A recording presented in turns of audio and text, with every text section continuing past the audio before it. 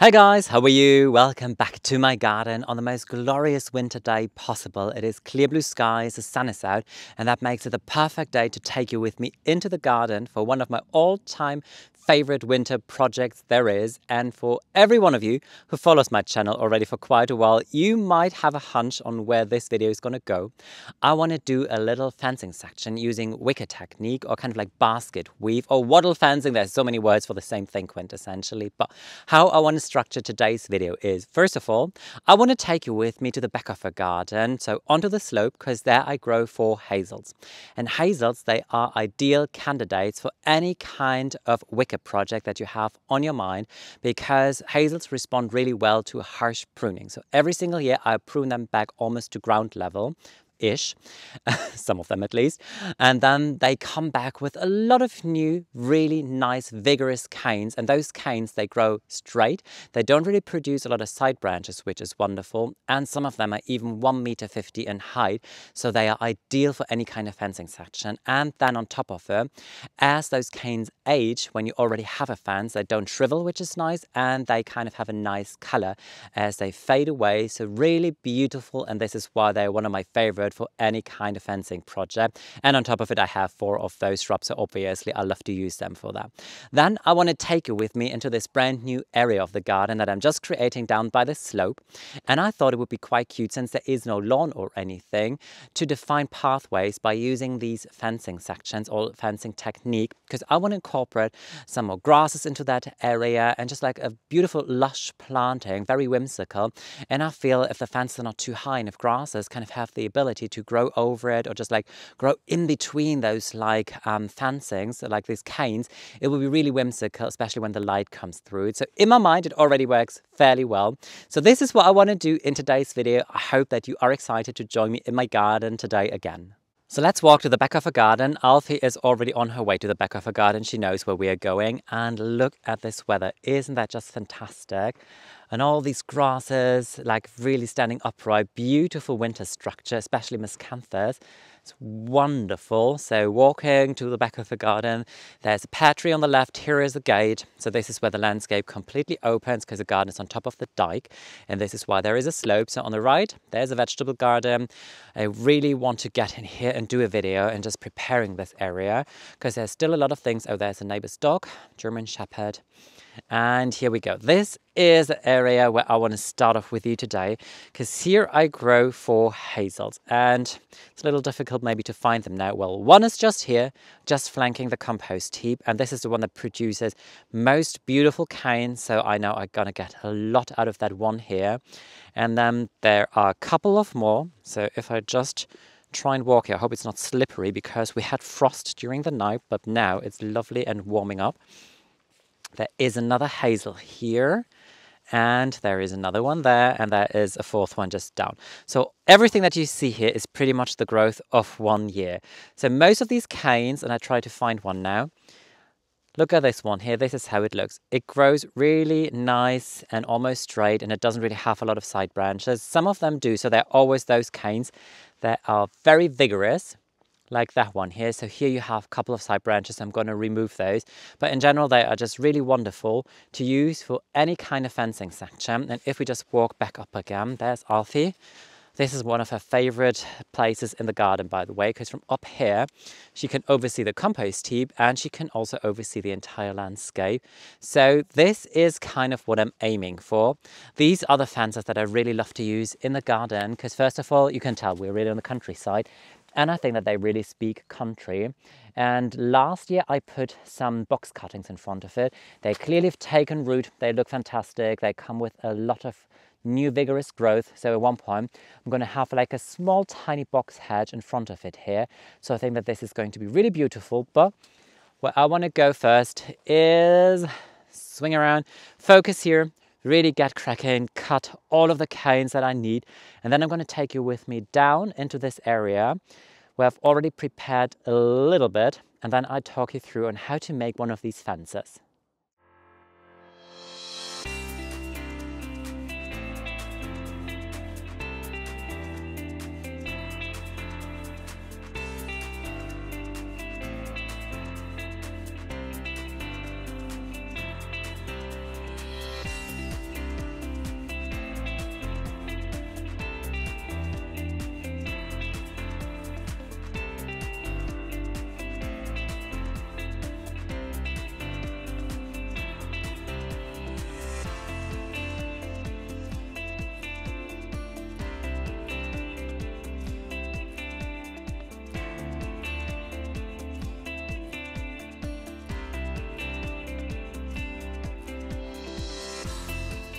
This is the area where I want to work with you today. So this is really the rear last end of the garden. So if I just swing to the right, now you're looking at south. And if I continue swinging to the right, this is west facing. Here is where the entire landscape just opens. So this is a farmland. So just in between what I plant and the farmland, there's just a narrow strip of grass. And this is pretty much what was growing here predominantly in this area. There was this perennial grass, which is quite a pest, to be honest. So I really need to have an eye on it because every little tiny root that is left in the ground is going to take root.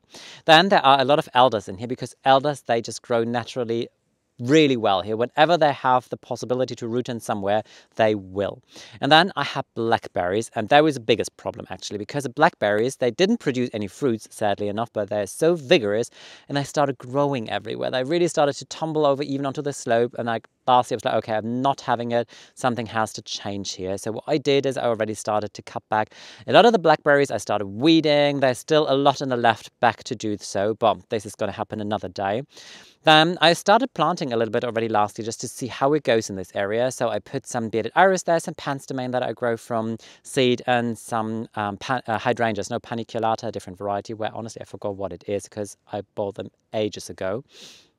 Close to paniculata though, and everything thrived really well in here.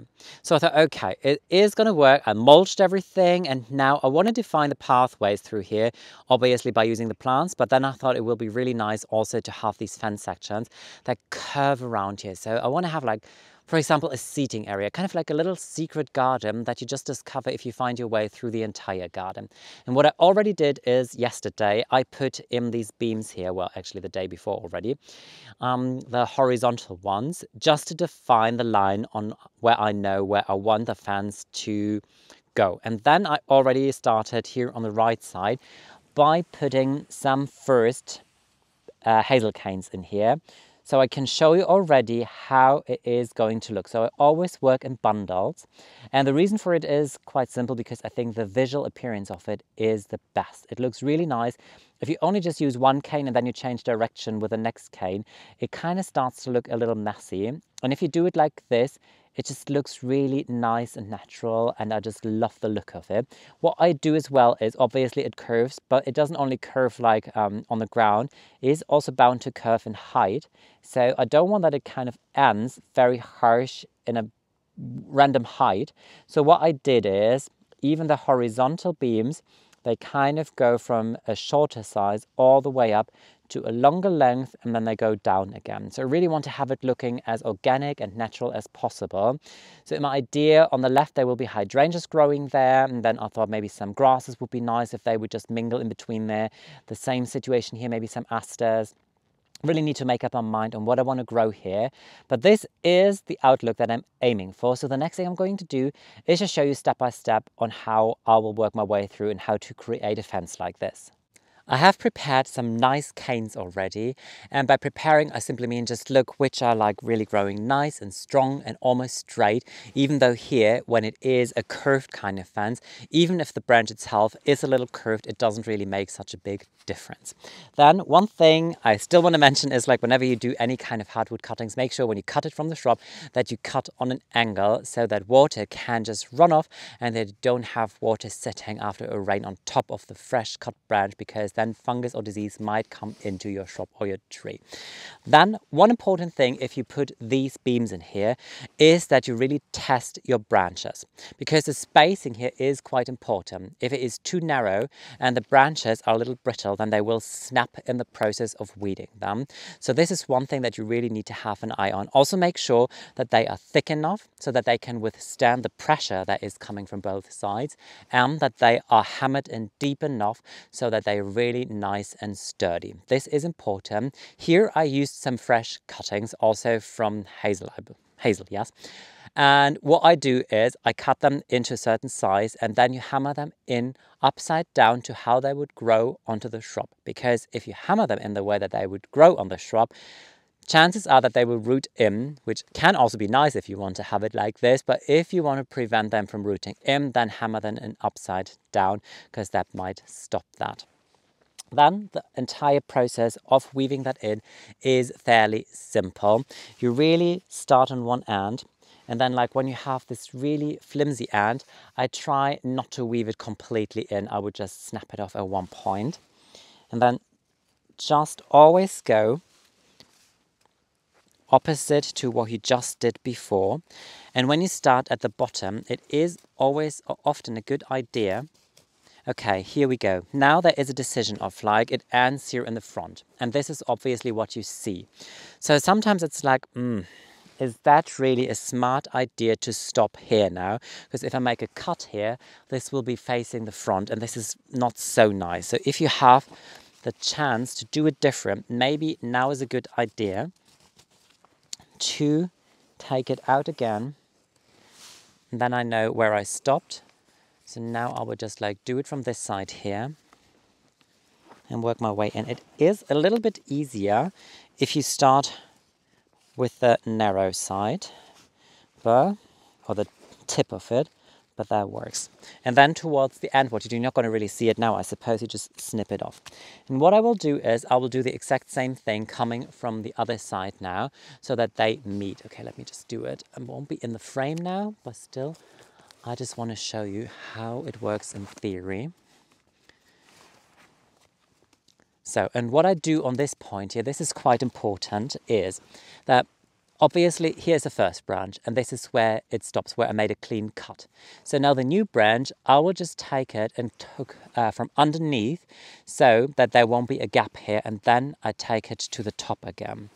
Because by doing this, it will most likely look really nice, clean and neat. The next branch, I will just use exactly opposite. So here now I started with a thick side and then it runs all the way here, and here on this side I did the exact opposite. I hope you know what I mean. So like there is a cutting point and there is a tip. And now I will do it just the other way around so that the tip will be here. So you always work different. You always try to have like a cut point, tip on one side, and on the other side, again, the exact opposite. So tip, cut point. So you work in bundles so that it will be kind of even, or as even as it can possibly get. And then this is not really up to you. I always work in probably like 4 to 5 bundles in total, or branches, and then I change the direction. But you can also make it with more. This is really just like the taste level. Try it out on your own and see what you prefer best. So what I'm going to do now is work my way through here. I'm so excited because I think by the end of the video, this is really going to change this area and give a clear, different outlook of everything.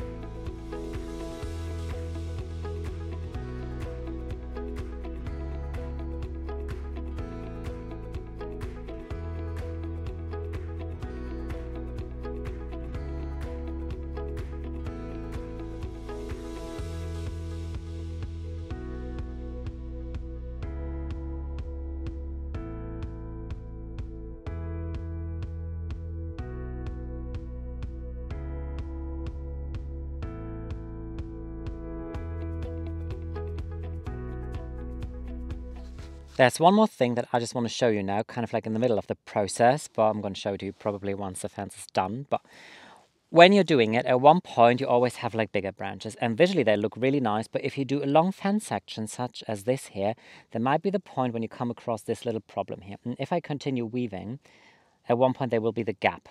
And I don't really like it that much. So what I would do is I would probably come in with 2 smaller branches like this here, just put it there and then just weave them in, and they are a little bit shorter, which means that they will fill the gap pretty nicely. So just behind here, and then the bigger one comes from the top now, push it down and then the gap should actually disappear. I can't even see it now, but I think it works.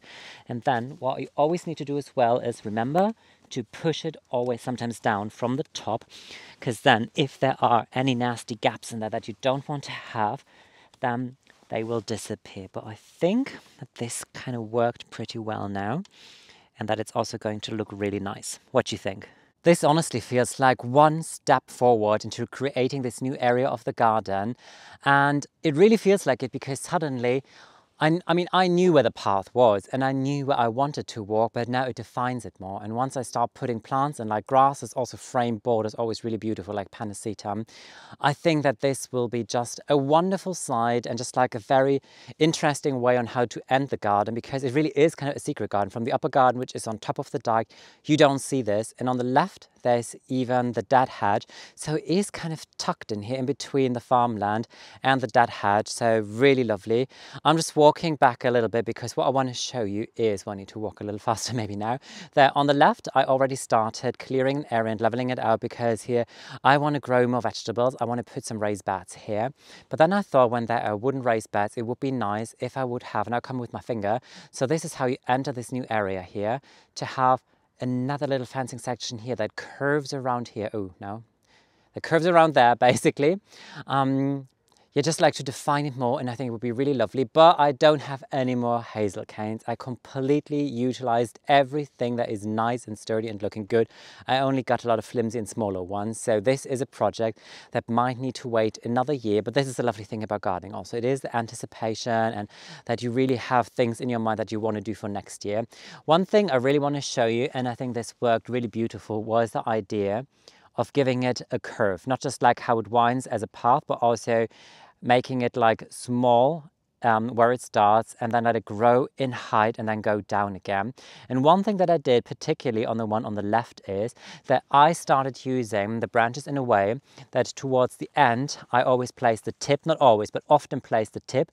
So naturally, the branch grows bigger in size, obviously, then it goes up towards here. So that was quite a good trick, actually. One last thing that I kind of want to tell you about it. But yeah, if you just imagine that maybe even there would be another of this fencing section. So in the future, it really is an entire path all the way going down, really using these like curved lines and fencing. I think this will be just beautiful. I can really visualize it in front of my head, but I know that a lot of things still need to happen in this area, because if we continue walking, I did some planting with you here. And I'm really excited if things are going to come up. The daylilies, the hemerocallis, they're looking really nice. So that is definitely a good start into this new area. But then here, some work is still waiting for me. So there's a lot of the perennial grass. So this is what you see. There's just perennial grass, and then there is just like blackberries, and this is all there is basically. There are 2 more elders, and I think I might chop one of them eventually because there are just a lot of them here, and at one point enough elder is enough elder. I want to put something different. I really want to put another shrub there again. And I thought maybe even introducing maybe some evergreens toward the ends here and more towards the shaded area of the garden to attract some wildlife, maybe some birds that want to do some nesting. One last thing I quickly want to show you, because I just did a video where I was pruning my willow in the front garden, and I want to show you what I did with that. Can you see? Another wattle fence here, and this is basically the end of the compost heap, so that the compost heap has a natural barrier, and this is like a nice pathway now, so at least I can walk here. And I thought, ooh, maybe I'm going to plant some tall phlox in front of it. I grow Goliath in the upper garden, and there is a pink version called Hercules, so I think, if I remember it, I need to make a note maybe, that I want to put some pink phlox there. By the way, I'm just like, where's the sound coming from? Alfie is with her stick, kind of like fighting in the compost now. So I think what I'm going to do in a second is go back in the upper garden, play with Alfie, but for the moment I still want to enjoy what I did today because I'm really happy with the result of this. That's it for today's video, and I'm just seeing that my backdrop couldn't be worse probably, but okay, this is the reality. Every garden has its like pristine, nice looking areas, and then those areas where you still need to work on, and this is a reality of things. So building the terrace, as you might know, there's a lot of landscape fabric, there's supporting beams, there is a neighbor's car shop, yeah, and also his farm. So a lot of pods, it's kind of just like, trying to make it look nice and more appealing, but this is a journey of it. Maybe this is a good momentum to just tell you how I do these videos if you just discovered my channel, because I don't do videos kind of like telling you like, this is a rose, this is how you plant it, this is how you grow, this is how blah, blah, blah, blah, blah. I do occasionally videos like that, but I more want to focus on like trying to find a topic for a video, but really transforming areas and taking you with me on the journey of transforming and building garden areas. A lot really has to do for me with like coming from a design background, from a fashion design background, on almost designing a garden in a way. I still like to have when there is like a natural edge to it and when it feels like whimsical. This is one of my favorite words in how to describe my garden. But yeah, maybe this was just a good time to quickly just like bring a little attention to that, because my channel is not like a professional gardener educational channel, not really. It comes from a different point of view and angle, and I really love to take you with me on the journey, and I think this is exactly what I did today in transforming this area here, and I really think that this is a good step forward into having a defined nice pathway for this area. I love it. I hope you like it as well. I just want to say thank you again for watching today's video. Thank you if you decide to subscribe to my channel, and if you give me a thumbs up, here's a thumb. And I would honestly love to welcome you next time around in my garden with hopefully more exciting projects also here at the bottom of this slope. Up until then, take care guys. Bye.